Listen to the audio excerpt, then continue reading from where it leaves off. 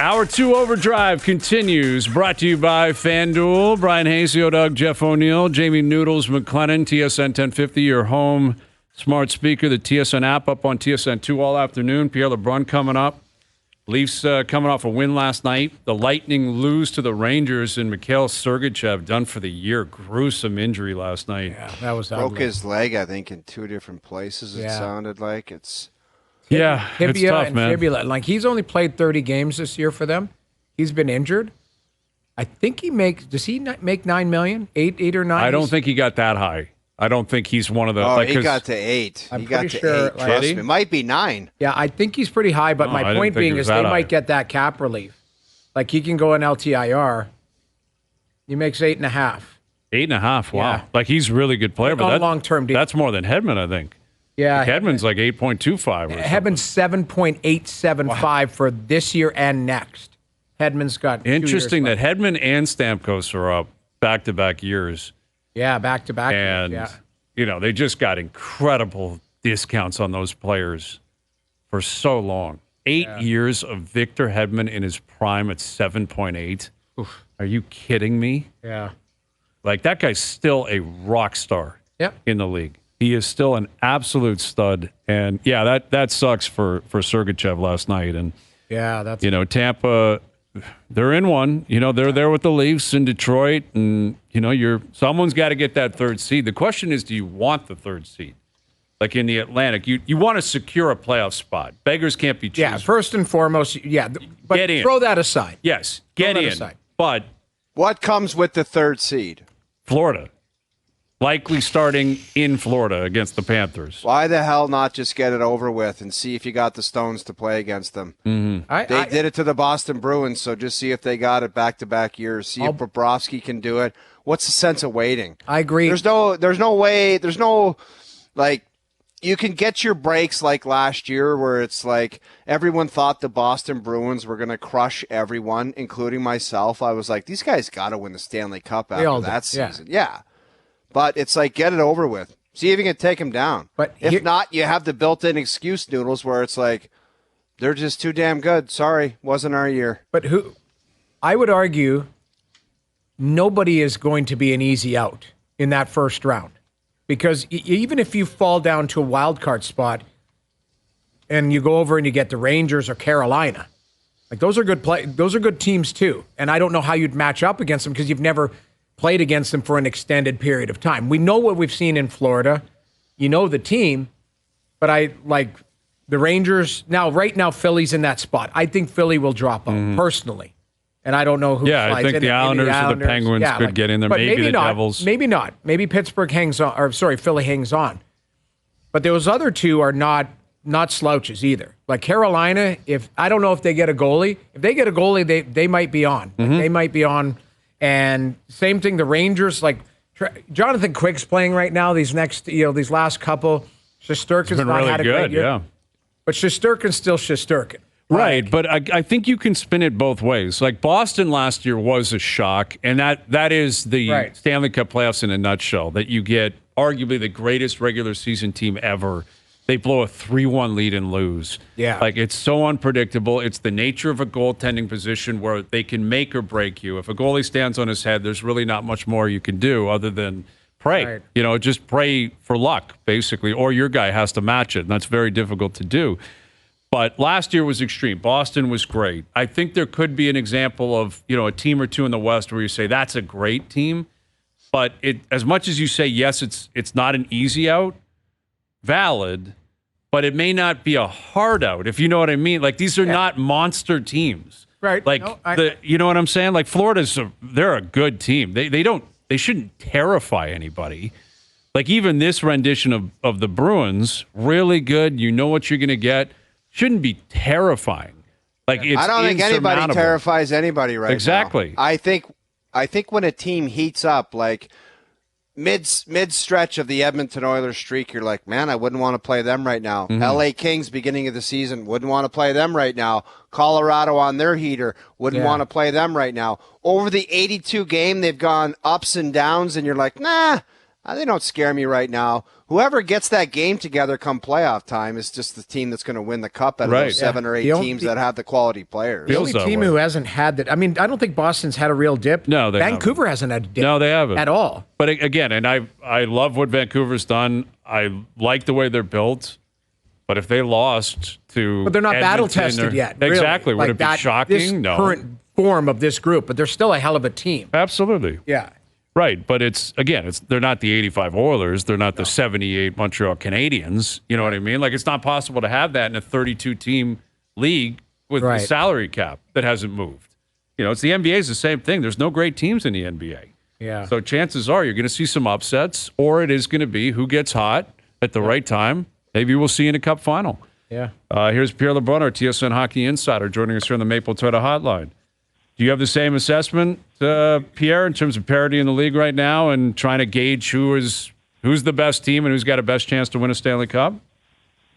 Well, first of all, I was listening to your previous segment, and I just will let you know my golf clubs are getting really old. I'll just leave that at that. Okay, we'll talk. Expect to get a phone call from one of my friends on OverDrive. Just kidding. Yeah. By the way, nothing can help my golf swing.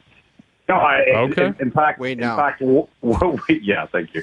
What you guys were just talking about is literally a conversation I had with a GM today, who said to me, you know, what has kind of scared some teams, and again, it doesn't mean that it'll change anything this guy does, but at the end of the day, the 135-point Bruins going out in the first round last year has still spooked some people. You know, they went out and traded a first for Bertuzzi, spent big on Dmitry Orlov. Both those guys were rentals. Nothing to show for it, but no regrets. I mean, the Bruins had a great team and they went for it, right? But my point is, your point about parity is bang on, but it cuts both ways because, I mean, you know, let's go to the Leafs. I mean, I don't think they just need to make one move. I think they're 2-3 moves away from where I'd like to see them. I just don't know how they get that done. A, with the cap, and B, because they've spent a lot of assets going for it the last few years at the deadline. But having said that, I think they need 2D on the blue line, and I think minimum, they need a top 9. Yeah, and I think they need a top 9, like a more secondary scoring. But how do you get that all done? And then so maybe, you know, I can be talking to both arguments. I know you guys have covered this in length in the last couple of weeks because the Leafs have been up and down. You know, there's an argument to be made where you're like, you know what, this team has spent a lot of assets, maybe just not their year. You know, be patient and just ride with what you got and don't trade away your first. But on the other hand, how many cracks at it do you have where Austin Matthews is winning the Rocket Richard Trophy? Like, do you not have to give this team all you can if you're able to add to it?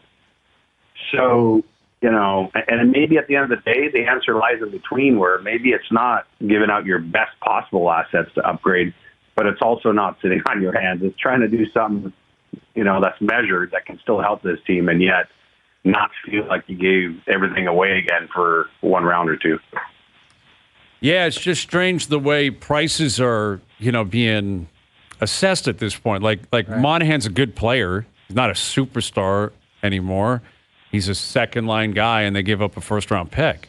So, like, you know, if you're looking for depth or, you know, a piece or two, is that market even there for a guy? Like, and do you have to overpay for that, you know, depth defenseman or depth forward? That it's going to get to a point where if you're Tree Living and Company, you're like, well, why not just, instead of giving up that second or third rounder, just give up the first and get a better player? Right. Like, at what point do you just say, it's either you're all in or you're not? I guess is what I'm saying. I don't know if you can be half pregnant here if you're the Leafs. Right. Okay. And that's the other side of it. So it sounds to me like you want to be all in. And by the way, you can't trade a second-round pick because they don't have one for like 3 years. One for 3 years. Yeah, you're right. I find you still have to give your team the best opportunity. This is their window. I'm sorry. Like, John Tavares is not getting older or getting younger. Like, Willie Nylander's having a career year. Mitch Marner still can catch up. But Marner's come on. Like, Mitch Marner's Mitch Marner, and he's a superstar player. So I'm not worried about him. And Austin Matthews is in his prime. But Noodles, last night was an example. It's like those guys you just mentioned played well. They got the job done. But if you look at what's around them and what they do on a consistent basis, you're not winning a playoff series with what the other guys are bringing to the table. What I'm just saying, like Pierre said, I agree with you can't piss away a year when Austin Matthews is in his prime, but how are you going to acquire what you need right now to make it work? Well, it's impossible. I'll throw it to Pierre, but I want to finish that thought, is I'm spending the currency that I have to get better D to help get those players the puck. So we were giving flowers to Simone Benoit, which great on him, but in a perfect world, that guy is your 6, and he's a good 6. But you need 2 players on the back end to help that defensive core to shore things up, to keep in that meddling middle or near the top of the teams in the league, if you ask me. So that's big time. I spend that currency to do that, to give yourself an opportunity that if you do get on a heater, you've got some depth that on any given night, maybe that defenseman that you acquire helps run the power play, helps run a second power play. Like, I still think moves are going to be made and need to be made if you want to win a round or 2 or 3, if you get some good play at the right time. Yeah. No, listen, I agree, Noodles, and it's one of those things where, so let's just go, for example, this probably isn't the type of defenseman you're talking about, but I'll just mention him because we know the Leafs have called Calgary on him a number of times, and Chris Tanev. And you know why that's the case, because Brad Treliving knows him, loves the player, knows what he's getting with that guy if he can ever get him. But here's an example of where we just talked about paying the price, but hopefully not paying the price for just 2 or 3 months of service for a player. I truly believe in my heart that if the Leafs end up with Tanev, that they have some way of at least knowing to some degree that we have a shot of signing him for next year and beyond. In other words, this isn't just a rental, but someone that can help their blue line, not just this year, but beyond. Because, again, Austin Matthews and William Nylander are signed. I mean, this team wants to knock at the door longer, right? So the idea is there something out there that's not a rental? So that's something else to consider if you can pull it off. But, again, there might be a different way of doing this, but because the Leafs don't have a second, it's got to be a first right now through Toronto on Tanev. And I don't know how many people want the Leafs to do that. No.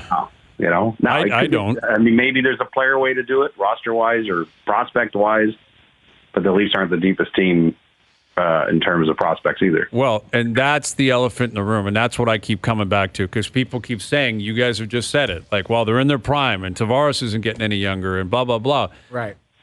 Yes, but Matthews is signed long-term. Nylander's signed long-term. You go out and trade Easton Cowan and Fraser Mitten and first-round picks, you could be 2-3 years away and have nothing in just those guys. So that's the conundrum they have right now. Like, obviously, and this is the nature of sports. You can't predict the future. And if they go on a cup run and win it, it's all worth it, and that's amazing. And there's always going to be retrospective analysis. If they lose in the first round, you'll say, how could you have done that? How could you trade that guy? So this is it in a nutshell. This is why Treliving's here. This is why Shanahan's running the show. They get paid to make these calls. But there is a world where Tavares, yes, is no longer here, but the money's available. And if you get, if you have Cowan, if you have Minton, if you have a farm system, their farm system is not very good. Yeah. So, like, do you just keep saying, well, here's a first for Sean Walker. It's like, okay, well, all right. Is that going to do enough? Or is it 3 just months? for 3 months? Or could that first-round pick turn into a guy that plays for you for 10 years and helps Matthews in 2 or 3 years? And this is a thought process, guys, but just hear me out on this. If you decide that you want Sean Walker or Chris Tanev and you pay the piper to get them, which is a first-rounder, and it works, then exactly, no apologies. No. But if it doesn't work, you got to deal with Mitch Marner's situation in the offseason. Like, are you going to, again, we talk about it all the time. If it doesn't work this time, are they just going to bring the core back again? Probably. Well, if they don't, though. That's all they ever do. But you can acquire a first-rounder back if you are moving out pieces from a situation. Right. So, I'm just thinking outside the box. Sure. It's funny you say that, Noodles, because I've used that line of thinking with a different team, with the Edmonton Oilers, and that, I think for sure the Oilers are all in, and I think their first-round pick is in play in the right trade. And there are people in Edmonton that will tell you, well, given that no one quite knows what Leon Draisaitl is going to do this summer when the Oilers approach him about an extension 1 year out, is it smart to trade your first-rounder when you don't know what the future holds with your number 2 superstar? And my point to that is, I understand that, but you have to, if you're Edmonton right now, that actually fortifies your conviction to go for it now, because who knows what the future holds. And right now you got everyone going. And if the worst case scenario happens this summer, well, guess what Leon Draisaitl would fetch? All kinds of assets. So, I totally agree with you. There are ways for the Leafs to, if recoup. They have to spend their first, there are other ways, if the path changes this summer, to go back and get more assets. It's a lot of work, and there's no certainty to it.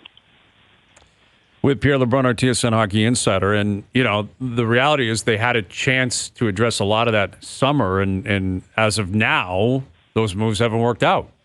Right? Like now, the hope is, and this is another thing that I think a lot of Leaf fans are hoping for: get Tyler Bertuzzi in the playoffs, and he'll make up for all of it. Get Max Domi into the playoffs, and he'll make up for all of it. And again, we won't have that answer until we get there. But I am curious how like Tree Living feels about his own guys as we get closer to the deadline. Like, does he have to rectify those mistakes, or did he sign them with the expectation they'll get better as the year goes on and really pay off in the playoffs? Right. And I'm sure if he was on air with us and we had the truth serum, he would say he would have wanted to see more from them right now. I would also say the blessing of those signings of that they were 1 year deals. You didn't box yourself in, unlike other things on your roster, that you were taking a flyer on these guys, and if they don't work out, you can go out and look at the market again. I'm less worried about that, except that to your point, you certainly need Bertuzzi in particular to start chipping in if this team has a chance to go deep in the playoffs. And that brings me to the last point I was going to make, is that we started this conversation talking about the parity, talking about Boston getting knocked off last year. So from that perspective, if you're the Leafs, you feel on the surface you have as good a chance as anyone, except that I keep going back to one simple thought, which is that if I'm a GM of the Leafs, you have to be honest with yourself when you approach the trade deadline. If the playoffs started today or in the next few days, you're either playing a Florida, or you're either playing a Rangers or a Carolina or a Boston as time goes on here, right? I mean, we'll see where they end up, but it feels like the best they can finish is second in the Atlantic. It's probably going to be third in the Atlantic or in a wild card if they make the playoffs. So that's your field. How do you feel about that today in the first round? Well, they could beat some of those teams. I'm not saying they can't. Mm-hmm. Yep. But I'm not feeling I'm one player away either right now. No, I don't dispute that. Yet we get back to where we were at the start of this, and the parity around the league, and who can predict where those teams are going to be at the end of the year, and injuries pop up. You look at Sergachev last night, Pierre, where he's done for the year now, and if you're Tampa, you're thinking, what do we do?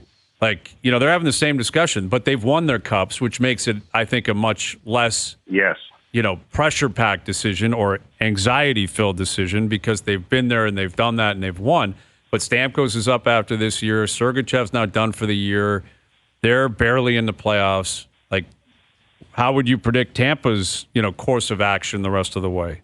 Extremely aggressively from here to March 8th is what I believe the reaction will be. Now, the problem, of course, is they traded 17,000 draft picks for Tanner Jeannot last year. So they don't have a first this year. They don't have a first next year. They don't have a second this year. Not a whole lot on the farm either, similar to Toronto.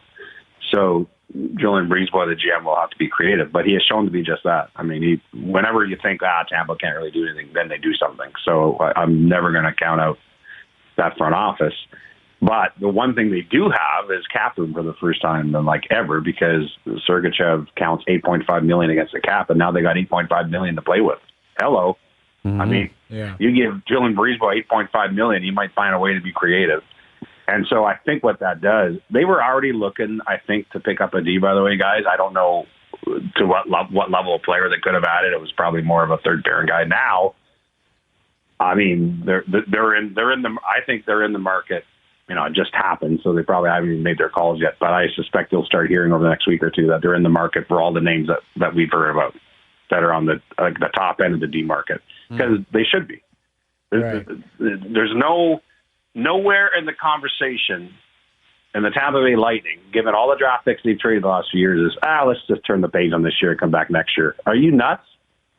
They are living in the moment, man. They're trying to get this together one last time and win one more title with this group. And so, absolutely, to me, I put Tampa right at the top of the heap now in terms of aggressive teams because they got money to play with.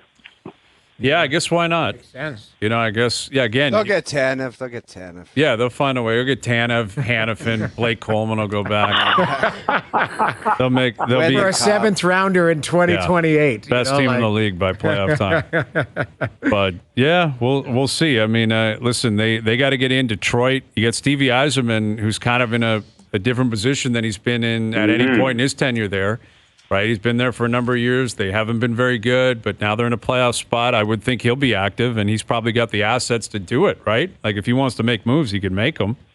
I think he'll be more measured, Brian, because, yes, I think he'll do something, but I think that he knows the window's just opening for them, and they got more coming in the pipeline. I think he'll be more measured in the way, like, if they remain in a playoff spot, I think he'd be more of a measured buyer. I don't think he's going to lose his mind here in the first year of what he hopes to be is a long run with this team. On the flip side, I think what's way more interesting, although I don't wish it on them, but if they fall out of it, they've got some interesting pieces that are pending UFAs. I mean, you got Patrick Kane, of course, who is only signed for the rest of the year, and he could decide whether or not he wants to go chase a cup elsewhere. He's got a full no move, but you got David Perron, you've got Daniel Sprong. These are all guys that are pending UFAs in the event that Detroit falls off. I don't think they will. I think they've shown enough that that they're going to hang in this fight. But I guess my point to you is they may actually be busier if they fall out than rather if they stay in. Right. Yeah. Well, lots. The thing is, though, these managers, we keep talking about it. Like, where's the next domino to fall? Because I know we want them to hold on to it till March 8th, but we've seen other managers, Jimmy Rutherford. Injuries too, right? Like, I would think day off. Injuries the now. Sergachev stuff has to factor in. Goalies, like the goaltending position, is one that I'm sure a lot of teams are looking at. Like Edmonton might be one. I said this. Sorry to interrupt, Brian. I said this on Insider Trading Tuesday, but I've had numerous teams tell me over the last 5-6 days that the Tanev situation could be like the domino piece on the D market, just like Lindholm kind of was for Monahan. You know what I mean? I think there are a number of teams that want to get a straight answer from Calgary on Tanev and understand if they can get him. But then if they have to move on, then suddenly there might be a slew of these to go. Hang on a sec, Pierre. What do you mean get an answer on Tanev? How complex of a transaction is this? You ask the agent to ask the GM, will he resign, won't he? I'm not doing it. Like, what are these people waiting for? You'd be surprised, though, Doc. These things often drag out when to you and I, it's like, just give me an answer now. But, I think Tanev ends up getting dealt. And my point was more, when is Calgary ready to make that deal? Like they don't have to trade him now. They can wait till closer to March 8th. The reason they traded Lindholm is that, I believe they correctly believe this, but they believe that the deal is never going to get better. That what they got offered from Vancouver, that package, to them, hit every check mark, so why wait and let the guy get hurt? So my point on Tanev is teams are waiting to see when he gets dealt, and then that's going to probably have a domino effect on all the other D that we're talking about. That's what I'm just telling you in terms of the D market. Yeah. All right. Well, we got about a month to go here, Pierre. Let's see how it all plays out. So since I got the two championship games right 2 weeks ago, you may remember I had KC and San Fran. Mm-hmm. Do you want my Super Bowl pick? Yes. Who do you like? What do you got? I'm picking the team I picked in August to win it all, my friend, the San Francisco 49ers. Wow, you're sticking with the NFC. Not feeling confident because I think Mahomes has that glow about him now. He's got the championship eyes going. So I'm not feeling good about that. Change your pick. No, can't change, man. Got to stick with the team. It's better for my ego if I can say that before the season started, I picked the Super Bowl champion. Absolutely. So. You can't jump off the bandwagon now that they've got this far. They're in the betting Super Bowl. Against Patrick Mahomes and Andy Reid. They're the favorites. Pierre, by the way, Pierre, I heard Emmett Smith on a podcast today. He was talking about the headline was Emmitt Smith on why Dak Prescott doesn't play well in the playoffs. What a headline. What a headline. And you know what? It's true. It's true. It hurts. It hurts. My heart. I know it's true. As we speak. Well, you're not going to hear me make up things about that. It is what it is. He'll be back next year. Him and Mad Mike McCarthy. They'll be rocking. Woo! Can't wait for it. 12 Thank wins you. guaranteed, baby. Absolutely. Absolutely. Thank you, Pierre. All right, guys. See you later. Pierre LeBrun, our TSN Hockey Insider, joining us here on the Maple Toyota Hotline. Check out Maple Toyota's huge truck and SUV lineup, including Tundra, 4Runner, Highlander, and Grand Highlander in stock and ready to deliver. Visit mapletoyota.com. Yeah, Niners are favorite, yet no one seems to be picking the Niners. Like, obviously, people are still betting on the Niners. Yeah. Because FanDuel and others are not shifting the line. It's fluctuated a little bit, yet everyone we talk to, it's like, how do you bet against Mahomes? Mahomes is the man. I'm on Mahomes.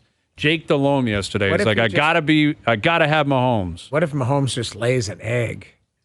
He doesn't do that, man. Yeah. That would be shocking. Types, Shocking. Yeah, it was. Is there a prop bet on egg laying? Or you know what these types do, Hayes? When they do lay an egg, it's 28-3, and then they wake up and they don't lay an egg. That's what they do. Right. There's no egg laying for those cats. No way. And even if it's never so extreme that it's embarrassing. Yeah, he's not going to have 4 pick sixes or exactly something ridiculous. He might have a pick or two, maybe a fumble, maybe he misses a couple of targets, but even then, as I was saying, he'll still have a couple of touchdowns and a great fourth quarter and make it tight. The moment's not going to be too big for him. It's Purdy that you just don't know. Like Purdy, you have no idea in a Super Bowl what he's going to look like. Meanwhile, the last time we saw him play, which feels like an eternity ago, yeah, because of the 2-week break, that second half against the Lions, he was unbelievable. Unbelievable, using his arm, using his legs. And it's a good question, what would be more shocking? Brock Purdy puts up an historically great, record-breaking Super Bowl performance, or Mahomes is terrible? Soils himself. What is more likely? We'll come back and maybe get into that. Yeah. Throw that out on a poll, Doogie. Let's see if we can get people buzzing about that. Because those are the two extremes. And there's always a chance they're just both going to play fine. Yeah. And it's going to be defense, special teams, turnovers. I know, but I would coaching. I would like to see how that unfolds, Yeah. Well, I mean, that's why we're going to watch the game. Throw that up as a poll there, Doogie. Doogie's on it, the Doogie desk. All right. Nathan Rourke in studio. We'll get his take on that at 6 o'clock. Overdrive continues. TSN 1050 and on TSN 2. All right, here we go. Leafs lineup. Every week, giving away a pair of Leaf tickets. This week, it's Leafs Flyers, February 15th. Plus, we're throwing in a $250 Vanilla Visa prepaid card with each pair of tickets to make it the ultimate game night. Vanilla Visa prepaid cards are available for purchase at Petro-Canada. Today's player of the day is Ty Domi.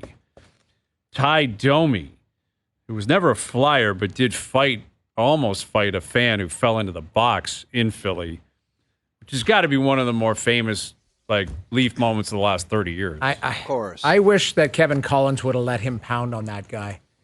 Well, what was great about it was Harry Neal had the call, and Harry, I think, was yelling, watch it, Ty, he's going to sue you.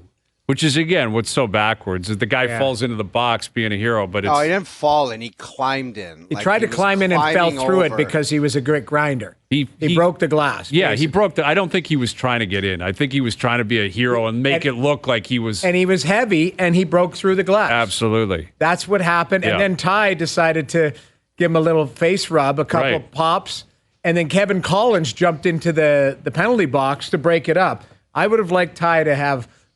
maybe like a Rob 10 Ray? seconds more. Rob Ray. Rob Ray. Still be laying in there. Quebec City. Fed that guy. Rob Ray If you was count- teabagging him. Get that clip of Rob you count Ray the amount- absolutely tuning that guy. The amount of punches Rob Ray had, here's the Ty one. That guy's being a hero. Now, Ty gives him a little water shot, though. That's when the guy starts to be a hero. Right. Look at him. Then he falls through. Look at here, I'm going to be a tough guy. And I'm Glass tough guy. goes down. Yeah. Now in he comes. And there's Kevin Collins. Well, and you talk about the underpants. That guy would have been a 50. 50 the second he flipped over and Ty Domi's waiting for him. I think he was a 78 immediately when he went in. Yeah, possibly record Richter scale stuff. Giant skid mark. The minute you fall in and Ty Domi's waiting for you. And what was the backstory with the guy running at the Sabres bench? Like, because Rob Ray, when he is absolutely speed bagging that guy, why did the guy, like that one, I know the backstory. Domi's in the box, they're chirping back and forth, Ty sprays him, and then the guy comes over the top. I don't know the backstory of the guy going at the Buffalo bench. I just remember that's not the same game where Ronnie Asseltine buries that guy behind. Boston. That was in Boston. But the Rob Ray one, if there were analytics on that fight, I'm not lying. I think he hit that guy 30 times. Yeah. It was Tyson in his prime. Like, even more so. It was like a jab. It was like Pacquiao. It was a jackhammer. Like, he was literally punched that guy for 30 seconds straight. Yeah. And was holding him up. Like, the guy very well could have been out. Yeah, so that was in Quebec. Watch this. He's holding him. He's like, all right. beating. Like, just throwing bombs off that guy. And the guy, and then I'd love to hear the explanation afterwards. Yeah. The cops are on the ice. You can't go on the place of work like that. I think you're fully allowed to speed bag that guy. Oh, 100%. That guy is in your space. Yeah. You should absolutely be able to. You don't know if he's got a weapon, him. like that's what's full scary. Speed bag warranted. That's what's scary. Remember those two idiots in Chicago, the father and son that jumped on the field? The first base coach. Yeah, they had a knife, like, and that's. You know, how would you, obviously someone that's jumping on the ice is a lunatic. Yeah. And, you know, ideally the authorities get there first or the ref. Like, it is probably a good thing the ref got in there, try to separate, because it was Harry Neal, and as JP said, he kept yelling, watch the lawsuit, Ty. Like, which again is wild that Ty would be the one that might get sued when that guy. Watch the lawsuit, Ty, watch the lawsuit. Watch the lawsuit. What a call by Harry Neal. But yeah, I'd like to know where that would rank in terms of the craziest moments in, you know, modern NHL history. Yeah. A guy falling into the penalty box in Philly with Ty Domi. Of all guys, too, it's Ty. You know, you mentioned Harry Neal. Like, he's one of the nicest men. I see him in Buffalo all the time, still at the games. He still goes down and watches the games. I called a game a couple weeks ago in Buffalo. And what's always, like, surreal for me is when legends know your name. Like, he knows my name, which is, again, it's so surreal for me. And he's always sitting in the same spot. I walk by. I'm always going to get popcorn or a pop. It's right by the food area in the media. And he's sitting there. And I wave to him. I go over and talk to him. And we have a nice chat. Like, he's an absolute legend. I love the man. But it's cool that I can interact with him. And he's still at the games in Buffalo. I think he's 86 years old. Yeah. Just looking it up. Like, unbelievable. That guy was, like, that's what we grew up listening Absolutely. to. Like, you talk about hockey night, like it was Bob Cole, Harry Neal. Yeah.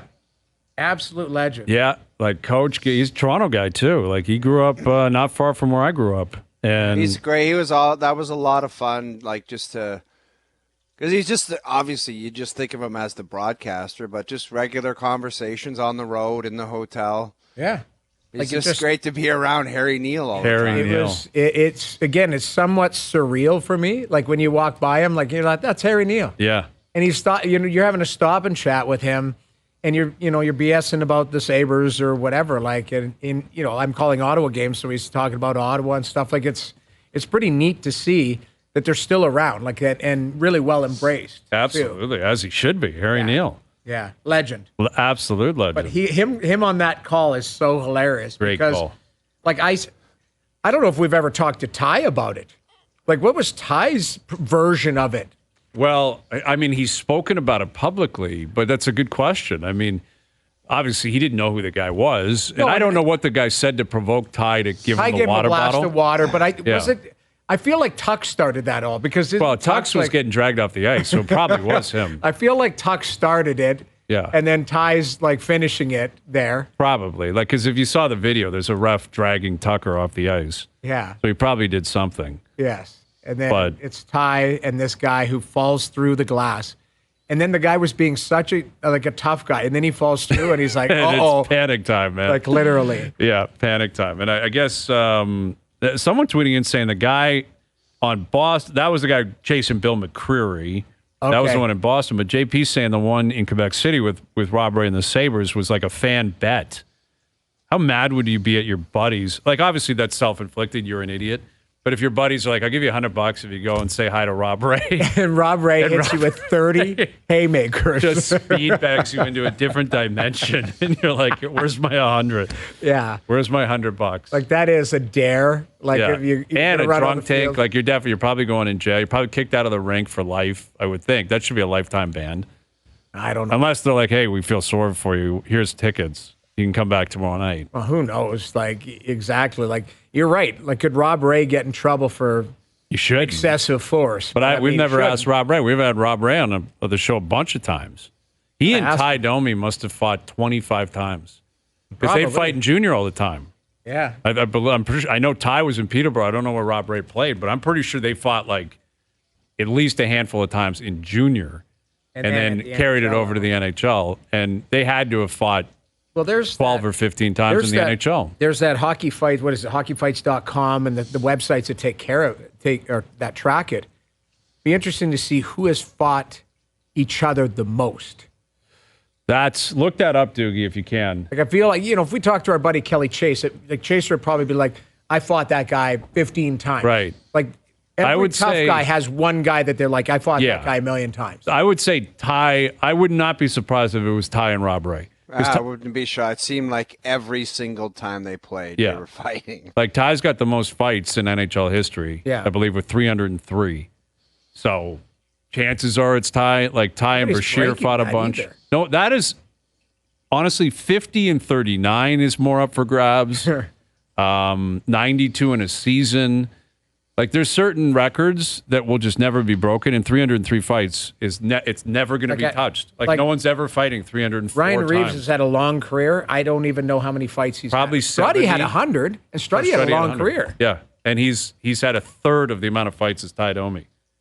303 fights will never be touched.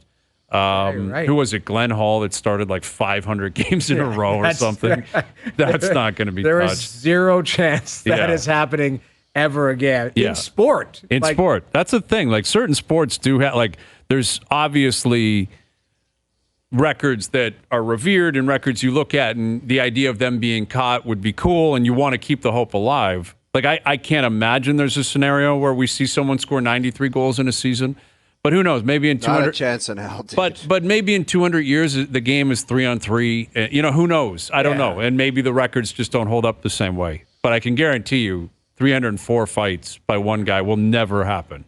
No, because nowadays, it will never happen. Like, it's heading in a direction. If anything, fighting will disappear completely. Well, that's what I'm saying. It's heading in a direction where if you fight, you're kicked out of the game, not just a 5. Like, it's going to be college rules eventually, and then fighting will just not be in the game. I believe that's. I think it's 25 years from now, 30 years from now, but it's coming. It's heading in that direction. Right. But man, oh man, like some of those, like the offensive records could be attainable. Like the fact that Ovi is chasing Gretzky is a testament to that. Like Gretzky's individual records: 215 points in a season, 92 goals, 50 goals in 39 games. Like, which of those three do you think have the best chance of being broken in the next 10 years? I want to say 50 and 39. No way, man. No. You get a guy who gets on a heater. We've seen the modern day heaters. It's because the goaltending, the way the goaltenders are now compared to when Gretzky did it, there's just no way in hell you're getting 50 and 39. You're not getting 92 either. No. Or 215 points. No. The goaltenders are the answer for that. And it's great to say which one do you think will happen. None of them are. None of them will. It's strictly hypothetical. But if you had to guess which one, I think it might be 215 points. But that's absurd. Like exactly. McDavid had 153 last year, and that felt impossible. I think it is 50 and 39. That's what I was saying. It is. Like it is. It's some ridiculous. That's the most likely. Okay, I'll say that one too. But that's also not happening. It's not going to happen. But you're right. Someone gets off to a start. Let's say it's Matthews, and he's got 10 goals in the first 5 games. Yeah. And then he just keeps going every night, and he gets to a point where he's got 45 and 37, and it's like you got to have. Yeah. Maybe you got to do a 5-goal night. Yeah. To beat him. I'm saying it's not going to happen. You asked me which one. Yes. That's the one. That is the one. But again, you also said in the future, if the game morphs into 3-on-3 or whatever, all bets are off. Mm-hmm. Because 3-on-3 games might be 12-10. and a guy gets 4 goals every game type of thing. Like, I don't know what this is going to look like, but you're right. Goalies have gotten so good. It would be hard to hit those numbers. But maybe they make the nets bigger in the future. Exactly. And then all of a sudden goal scoring goes up. Are you like, you got hockey being played in spaceships or something in 2 years? Or what? I'm just asking. It's just purely hypothetical. I'm just saying. Well, they are, like these, we're talking about records is the point. And the idea of records possibly being chased down and caught. Like Gretzky's records are so absurd. It's just like Ty Domi's fighting record. Well, are these right? So Doogie sent this to us. Domi had 339 fights. Oh, I thought he had 303. That might be playoffs and it's probably preseason full career and everything. Yeah. Okay. But either way, like north of 300, Tiger Williams 3.25, Chris Nyland 316, Bobby Probert 304, Craig Berube 303. We had him on yesterday. That guy had 300 fights with men in the National League. All those guys. Those weren't with powder puffs. Like those were serious. Chris Nyland was a lunatic on the ice too, man. That guy would go into Boston and just stand at the red line and warm up and be like, "What are we doing tonight?" But think of Chris Nyland, and then it was like Terry O'Reilly. Like those guys would. It felt like they fought every night, like literally. Well, and then you get like Schultz and stuff, the Broad Street Bullies. There were guys in Philly that it was just a lot. Like someone's going tonight. I know. We're fighting this evening. Did you ever at any, you could speak to at any level, were you ever a part of like a bench clearing brawl or like a line brawl or something like, now it doesn't, like not, like even in minor hockey. Yeah, minor hockey, like something like that. Oh, I remember we finished a tournament against another team in the MTHL, a team that we had history with, and we were young. We were like 11 or 12. And at the end of the tournament, I think we lost in the final. We had like a bench clearing brawls, and the dads were jumping over the boards, and it was nuts. Because one of our guys like ran the goalie at the end, and then their team jumped, and it was crazy. Like it wasn't. We were so young, like no one knew how to fight or anything. Yeah. But there was piling on and punching and parents and like they had to send other refs in from like different rinks. It was bedlam. Yeah. And that was young. Like we would have been 11 or 12, I think. Oh, you probably saw a few line brawls at least, or were on the ice. I seen line brawls, but I was never a part of them. Like Noodles, our fourth line in Hartford, my first couple years, was Stu Grimson, Mark Janssens, and Kelly Chase on the same line. Like, the Hansons. Literally. Like if the other team started screwing around, they would literally just say, "What do you guys want to happen here?" And usually it was not a lot. Mm-hmm. Like the Grim Reaper, Chaser on the right side, and Mark Janssens in the middle. It was just like, well, how do you guys want to play this? Because you want nothing to see here, folks. No, I had nothing to see here. The Grim Reaper. What a handle. I remember I first met him and I said, I didn't know what to say. I'm like, "Hey, Reaper, what's up?" Reaper. And he's like, "Don't call me that." And I'm like, "Well, you're the Grim Reaper." It was just so embarrassing. Grim Reaper. Don't call me that. And I can't believe you'd follow up with, "Well, you are the Grim Reaper." I would have shut up so quickly and said, "You're right. Sorry, apologies. It won't happen again." All you see is the fights, but Stu Grimson, like off the ice, always beautifully dressed, nicest suits, dialed in. Like, go to his house for family dinners. It was just... Hey, he's a lawyer. Never smart. Swearing. Smart just the salt of the earth guy. And then put the bucket on. And it was... The other thing... I'll never forget. Nice family dinner at his house the night before. And then we played the Devils, and Stumpy Thomas was on the Devils.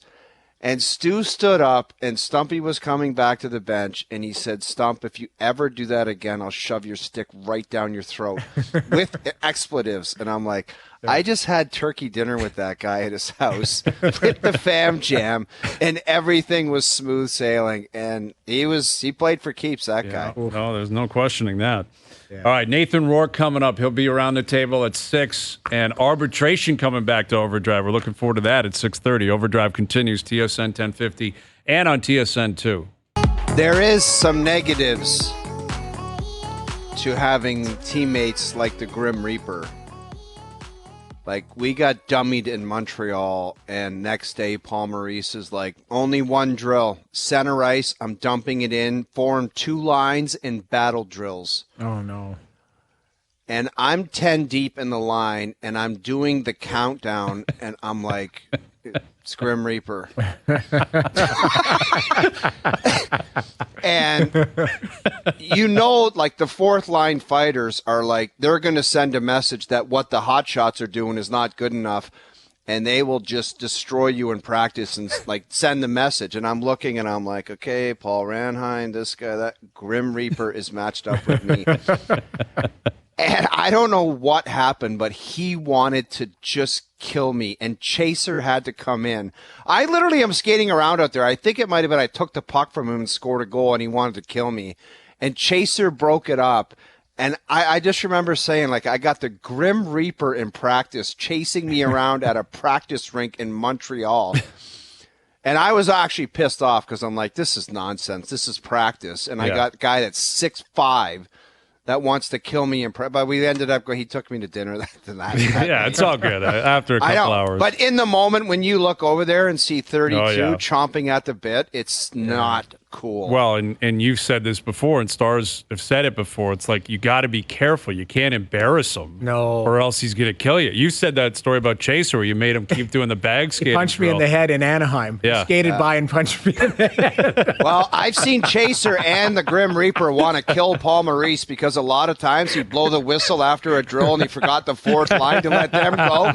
They would go crazy. Yeah. I love that. Line rushes, top 3 lines go, and then drills over, and they go snaky, man. All right, Nathan Rourke, arbitration coming up in the final hour. Overdrive continues. TSN 1050 and on TSN 2.